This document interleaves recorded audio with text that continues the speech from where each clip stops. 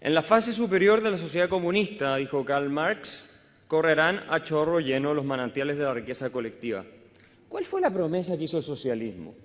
El socialismo no prometió la igualdad, por definición. El socialismo lo que prometió fue la igualdad en la riqueza. El socialismo lo que prometió, en pocas palabras, fue el lucro universal. Nunca hubo una condena moral a priori por parte del socialismo, ni nunca por parte de los igualitaristas en general, respecto del lucro y del bienestar material. Al revés, lo que hubo fue una promesa de que, llegado el comunismo, llegado el socialismo, lo que íbamos a tener iba a ser una sociedad donde a nadie le iba a faltar absolutamente nada. ¿Quién en esta sala no está de acuerdo con ese fin? Les pregunto yo. Que a nadie le falte absolutamente nada. ¿A quién no le gustaría ver lo que propone Marx aquí, más allá de si la riqueza es colectiva o no, lo podemos discutir, obviamente, pero que todo el mundo tenga lo que necesita y lo más posible de lo que necesita? Todos estamos de acuerdo en eso.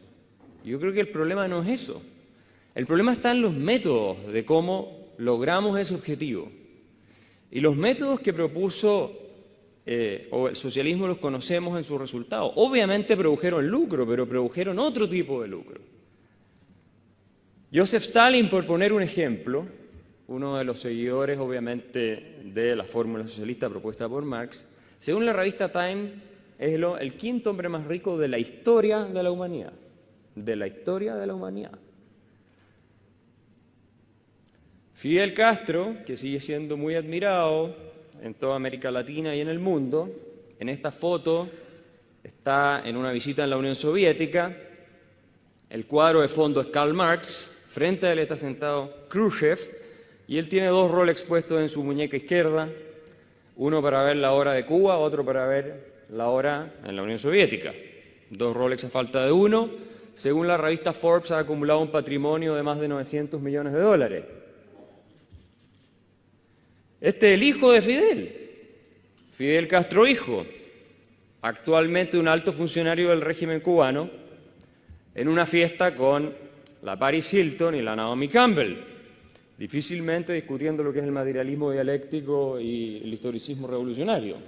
Ustedes podrán comprender. Otros próceres del igualitarismo que son menos seguidores tal vez de la línea dura, pero que sí han enarbolado esta bandera y se han hecho famosos con ello. Cristina Kirchner, que acaba de ser su partido al menos, su línea en Argentina derrotada, ¿no es cierto? Y se calcula, malas lenguas hablan, de que han acumulado un patrimonio considerable en los últimos 10 años que han gobernado. Esta fue una foto que se le sacó y se hizo un cálculo más o menos de cuánto tenía puesto en joyas, ¿no es cierto? Y es una cosa extraordinaria, o sea, no crean que estas son joyas de fantasía. Nuestro amigo el presidente Evo Morales, sufriendo, ¿no es cierto?, el capitalismo en el jet privado ese que lo lleva a todos lados. Entonces, ¿qué pasa? Y quiero poner estos ejemplos para que saquemos una primera lección.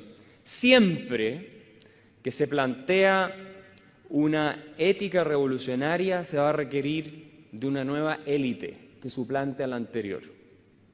Siempre va a haber una élite que reemplace a la élite que se pretende cambiar. Y la historia muestra que han terminado siendo más abusivas, más opresivas que las que han reemplazado. Entonces, es una primera cuestión. Si hablamos de igualdad y lograr la igualdad, ¿no es cierto?, a través de procesos revolucionarios, ¿no?, o refundacionales, lo que va a ocurrir es que no se va a resolver el problema de la desigualdad. Es más, puede incluso acrecentarse como ocurrió en todos los países que lo han intentado y como ha ocurrido también en la región latinoamericana con los ejemplos populistas que todos conocemos.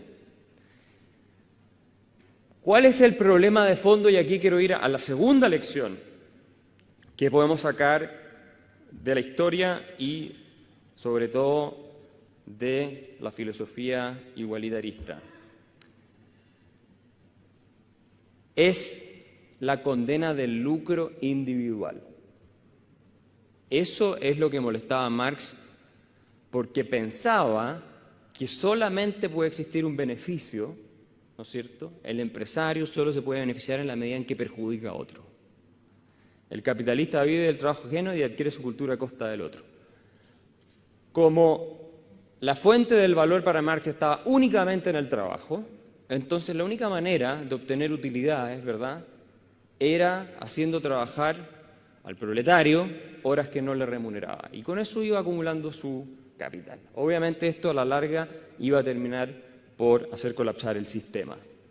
Esta no es una idea nueva, la idea de que el que se beneficia a expensas del resto, y aunque ustedes no lo crean, está bastante generalizada en distintos círculos académicos, intelectuales, y también forma parte del sentido común de la población hasta cierto punto.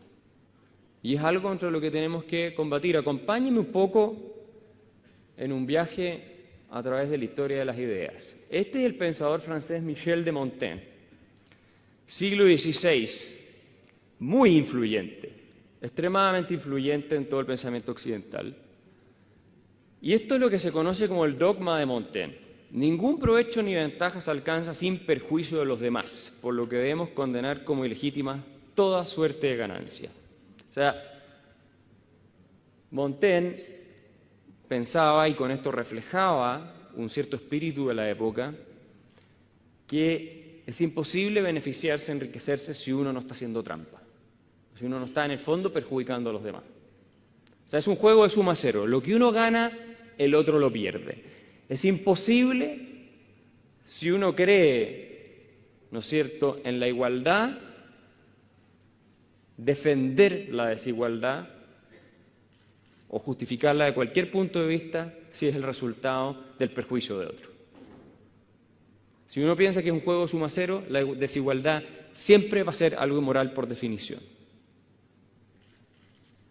Es imposible defenderla de otro modo. Jean-Jacques Rousseau, probablemente el filósofo político más influyente, francés al menos, en la historia latinoamericana, decía lo mismo. Y fue muy influyente sobre Marx también, él. Un gran lector de Montaigne por lo demás. La ambición insaciable, el surgimiento de la rivalidad y competencia por un lado, de los intereses en conflicto por otro. O sea, hay dos grupos que están en conflicto, claramente, es lo que pensaba Rousseau, junto al deseo secreto de profitar a expensas del resto. Fueron los primeros efectos de la propiedad y los acompañantes inseparables de la creciente desigualdad. La idea de que la propiedad privada es un robo y que por lo tanto unos pocos se benefician a expensas del resto la ven repetida nuevamente aquí. La predicción del socialismo fue que el sistema capitalista iba a colapsar y iba a hacer empeorar la calidad de vida de las masas cada vez más, y obviamente con las tensiones de clase finalmente llegaría a la sociedad comunista en algún minuto. ¿Qué es lo que ocurrió? Esto tal vez ustedes lo saben, pero yo creo que es bueno recordar.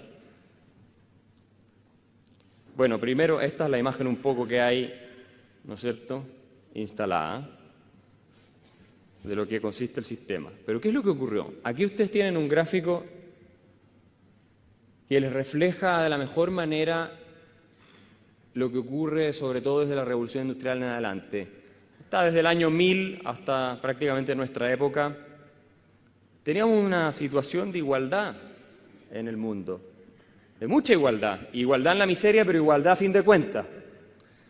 Y lo que ocurre es que se produce una explosión del ingreso en el mundo y jamás la media de la población, del habitante medio, ni en Europa, ni incluso en países en vías de desarrollo había estado mejor que lo que estamos después de que se introducen las instituciones de mercado. Si ustedes lo quieren ver de otra forma, esta era la situación del mundo en 1800.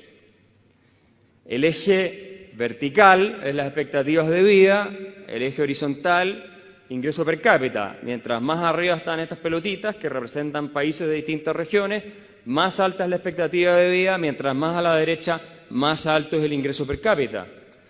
¿Qué ocurrió? Vean ustedes dónde está ahí bastante igualdad. Hay países europeos con niveles de ingreso y expectativas de vida similares a países africanos. Estamos hablando de 1800, esto no es mucho tiempo atrás. Esta es la realidad de hoy. Esto es lo que nosotros defendemos, los que creemos en la libertad económica, lo que creemos en la labor del empresario, lo que creemos en los mercados libres y competitivos. Esta era la realidad antes. ¿Quién se ha acercado más, digo yo, entonces al ideal que planteó Marx originalmente o que buscan incluso los igualitaristas actualmente, que es que todos estén mejor? Eso es lo que todos queremos. Entonces, es difícil entender cómo los que defendemos esta evolución, somos finalmente los que estamos del lado de los malos. Y tiene que ver, digo, con este clima y sensaciones que se instalan en la opinión, al final. ¿Por qué se produjo este fenómeno de enriquecimiento sin precedentes de la humanidad? Y esto es muy importante que lo entendamos. Porque se empezó a hablar bien de los empresarios. Eso es lo que dice Dietrich McCloskey en su libro La dignidad burguesa, que se lo recomiendo. Dice, mire, todas las explicaciones que han habido de por qué se ha multiplicado por 30 el ingreso per cápita en muchos países y estamos mejor que nunca antes en la historia, están equivocadas. Lo que cambió, dice, fue la retórica en torno a los empresarios, al lucro y obviamente también a las instituciones que apoyan esto. Y McCloskey dice algo más. Cuando se empieza a hablar mal, cuando se instala la sensación en una sociedad, desde el punto de vista retórico, de que la actividad empresarial debe ser rechazada, de que el lucro es algo indecente, inmoral, de que no hay una contribución social relevante de parte de los emprendedores, empresarios y todo eso, se le está aplicando un impuesto gigantesco al progreso que a los que más perjudica a los más pobres. Yo creo que esto es algo que en Chile tenemos que tener súper claro, producto de lo que hemos vivido en los últimos años. No le hace bien a la gente más necesitada del país sacar de proporciones y hacer críticas a veces injustificadas, a veces pueden ser justificadas, pero sacar de proporciones sobre todo el diagnóstico en torno a cuál es la función que cumple el empresario y cuál es la que no cumple el empresario. La dignidad del empresario es un fenómeno social. No tiene que ver solamente, y esto lo explica McCloskey, con que haya una institución o un impuesto más o un impuesto menos, no. Tiene que ser algo aprobado por la sociedad y bien visto para que pueda funcionar, si no a la larga no es sostenible. Words are social facts, dice. Las palabras son hechos sociales y pueden cambiar la realidad de manera dramática. Fue eso lo que dio lugar a los innovadores que nos permitieron a todos mejorar nuestra calidad de vida. Y yo les pregunto a ustedes, y hago esta pregunta siempre, cuando me toca en universidades hablar con jóvenes que hoy día ustedes se pueden haber dado cuenta que no están muy alineados con las ideas del mercado. Pero bueno, ¿quién de ustedes es más pobre por culpa de Steve Jobs? Y obviamente nadie dice que está más pobre por culpa de Steve Jobs. Todos estamos mejor gracias a Steve Jobs. Y Steve Jobs es un ejemplo para representar lo que es la labor empresarial legítima en el mundo con mercados abiertos y competitivos. Este es un juego de suma positiva. Es un juego de suma positiva. Todos ganamos. Y el lucro tiene una función social. Las ganancias tienen una función social, ya que la palabra lucro suena tan fea, hablemos de ganancias. Las ganancias y las pérdidas tienen una función social en una economía. Ganas en la medida y te enriqueces en la medida en que satisfaces necesidades y deseos de los consumidores. Es imposible en un mercado abierto y competitivo hacerse rico o prosperar si no es mejorando la calidad de vida de otros. Yo he planteado este desafío muchas veces en distintos foros que me den un solo ejemplo donde en un mercado abierto y competitivo uno puede prosperar y que le vaya bien, hacerse rico si ustedes quieren, más o menos lo que ustedes estimen, sin beneficiar a otros o al menos satisfacer sus deseos y necesidades. No es posible. No es posible porque al final el empresario es un mandatario de los consumidores. Si los consumidores no le compran los productos que ofrece, de la calidad, ¿no es cierto?, de los precios que está ofreciendo, está condenado a quebrar. Esa es la realidad.